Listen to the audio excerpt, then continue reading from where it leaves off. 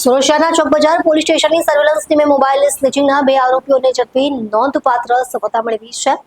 પોલીસે તેમની પાસેથી ચોરી કરાયેલા 2 મોબાઈલ ફોન અને ગુનામાં ઉપયોગમાં લેવાયેલી સ્પ્લેન્ડર મોટરસાયકલ સહિત કુલ ₹66,000નો મુદ્દામાલ કબજે કર્યો છે.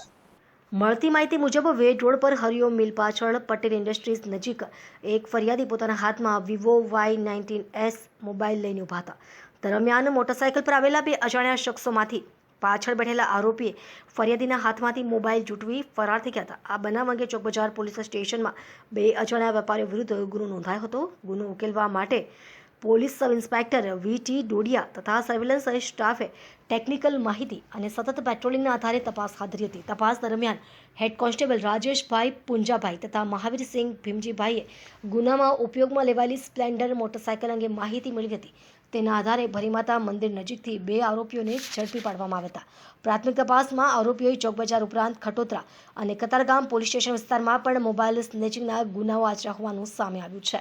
પોલીસે કુલ 3 ગુનાઓ ડિટેક્ટ કરી 2 ચોરાયેલા મોબાઈલ ફોન અને મોટરસાયકલ સહિતનો મુદ્દામાલ કબજે કર્યો છે.